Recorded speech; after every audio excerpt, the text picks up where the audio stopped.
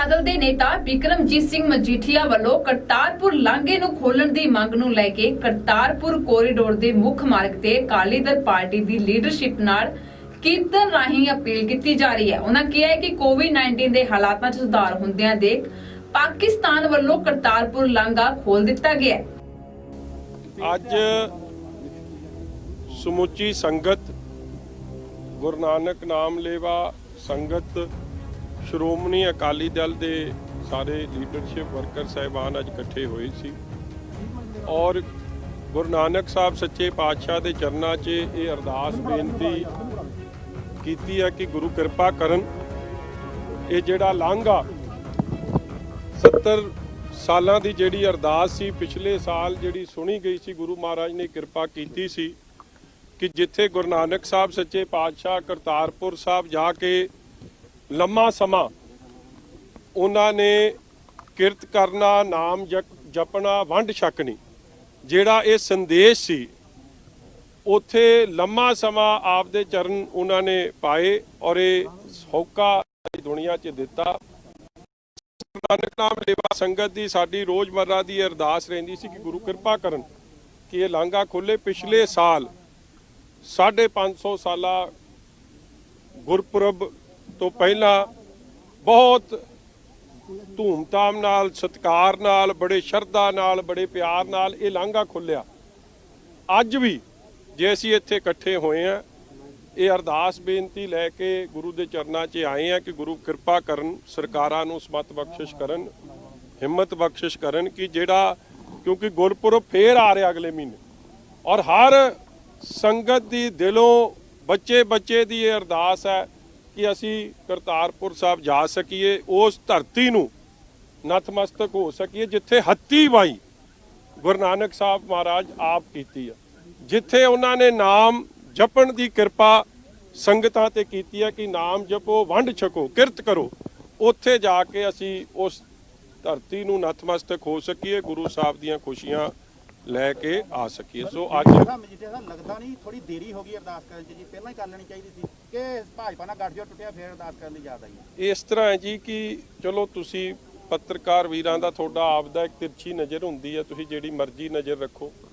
ਇਹ ਹੁਣ ਅੱਜ ਇਹ ਪੋਲਿਟਿਕਸ ਤੋਂ ਉੱਤੇ ਹੈ ਕਿਉਂਕਿ ਪਾਕਿਸਤਾਨ ਸਰਕਾਰ ਨੇ ਆ 2-4 ਦਿਨ ਪਹਿਲਾਂ ਹੀ ਉਹਨਾਂ ਨੇ ਆਪਣੇ ਵੱਲੋਂ ਇਸ ਗੱਲ ਦੀ ਮਨਜ਼ੂਰੀ ਦੇ ਦਿੱਤੀ ਹੈ ਕਿ ਸਾਡੇ ਵੱਲੋਂ ਰਸਤਾ ਖੁੱਲ੍ਹਾ ਤੇ ਸੁਭਾਵਿਕ ਹੈ ਕਿਉਂਕਿ ਦੋ ਦੇਸ਼ਾਂ ਦੀ ਗੱਲ ਹੈ ਜਦ ਉਧਰੋਂ ਖੁੱਲ ਗਿਆ ਤਾਂ ਫਿਰ ਇੱਥੋਂ ਦੇਰੀ ਨਹੀਂ ਹੋਣੀ ਚਾਹੀਦੀ। ਔਰ ਵੱਡੀ ਗੱਲ ਕੁਝ ਦਿਨ ਪਹਿਲਾਂ ਹੀ ਖਬਰ ਲੱਗੀ ਆ ਕਿ ਸਾਰੇ ਗੁਰਧਾਮ ਜਿਵੇਂ ਮੱਕਾ ਮਦੀਨਾ ਉਹ ਵੀ ਅੱਜ ਤੋਂ 2-4 ਦਿਨ ਪਹਿਲਾਂ ਹੀ ਖੁੱਲਿਆ ਔਰ ਜਦ ਅੱਜ ਹਿੰਦੁਸਤਾਨ 'ਚ ਸਾਡੇ ਦੇਸ਼ 'ਚ ਭਾਰਤ ਦੇਸ਼ 'ਚ ਸਾਰੀ ਗੁਰਧਾਮ ਹਰ ਧਰਮ ਨਾਲ ਸੰਬੰਧਿਤ ਇਹ ਗੁਰਧਾਮ ਖੋਲ੍ਹਤੇ ਗਏ ਆ ਫਿਰ ਜੇ ਹਰ ਗੁਰਧਾਮ ਖੋਲ੍ਹਤੇ ਗਏ ਆ ਤੇ ਫਿਰ ਇਸ ਗੁਰਧਾਮ ਦੇ ਰਸਤੇ ਨੂੰ ਵੀ ਜਲਦ ਤੋਂ ਜਲਦ ਖੋਲ੍ਹਣਾ ਚਾਹੀਦਾ। ਇਹਦੇ 'ਚ ਕਿਸੇ ਤਰੀਕੇ ਦੀ ਪੋਲਿਟਿਕਸ ਨਹੀਂ। ਹਾਂ ਇਹ ਜ਼ਰੂਰ ਹੈ ਮੈਂ ਸਮਝਦਾ ਕਿ ਜੋ ਅੱਜ ਕੱਲ੍ਹ ਜੋ ਹਾਲਾਤ ਬਣੇ ਆ ਜਿਹੜਾ ਉੱਥੇ ਜਾ ਕੇ ਨਤਮਸਤਕ ਹੋਊਗਾ ਉਹਨੇ ਅਰਦਾਸ ਤਾਂ ਇੱਕੋ ਕਰਨੀ ਆ ਨਾਨਕ ਨਾਮ ਚੜ੍ਹਦੀ ਕਲਾ ਤੇਰੇ ਭਾਣੇ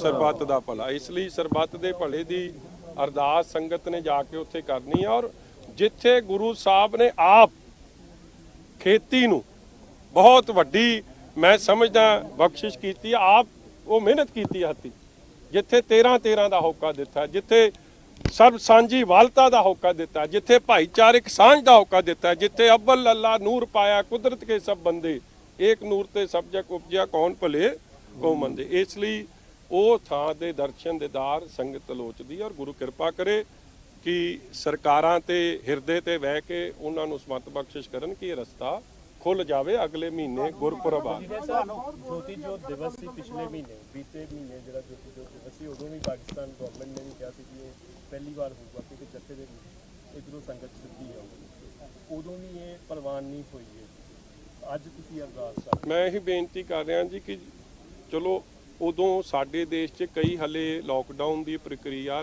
ਇਹ ਜਿਹੜਾ ਹੁਣ ਪਿਛਲਾ ਲੋਕਡਾਊਨ ਖੁੱਲਿਆ ਉਹ ਨਹੀਂ ਖੁੱਲੇ ਗਏ ਸੀ ਇਸ ਲਈ ਉਸ ਵੇਲੇ ਮਾਨਤਾ ਸਭ ਦੇ ਸੀ ਕਿ ਖੁੱਲ ਜੇ ਮਗਰ ਹੁਣ ਤਾਂ ਸਾਰੇ ਖੁੱਲ ਗਏ ਆ ਹਰ ਗੁਰਧਾਮ ਆਲ ਓਵਰ ਦਾ ਵਰਲਡ ਖੁੱਲ ਗਏ ਆ ਔਰ ਆਪਣੇ ਦੇਸ਼ 'ਚ ਵੀ ਖੁੱਲ ਗਏ ਆ ਕਿਸੇ ਤਰੀਕੇ ਦੀ ਪਾਬੰਦੀ ਨਹੀਂ ਰਹੀ ਆ ਔਰ ਗੁਰਪੁਰਬ ਆ ਰਿਹਾ ਕਿਉਂਕਿ ਪਿਛਲੇ ਸਾਲ ਵੀ ਗੁਰਪੁਰਬ ਨੂੰ ਮੁੱਖ ਰੱਖਦਿਆਂ ਸਰਕਾਰਾਂ ਦਾ ਜ਼ੋਰ ਲੱਗਿਆ ਸੀ ਦੋਵੇਂ ਪਾਸੇ ਕਿ ਖੁੱਲ ਜਾਣ।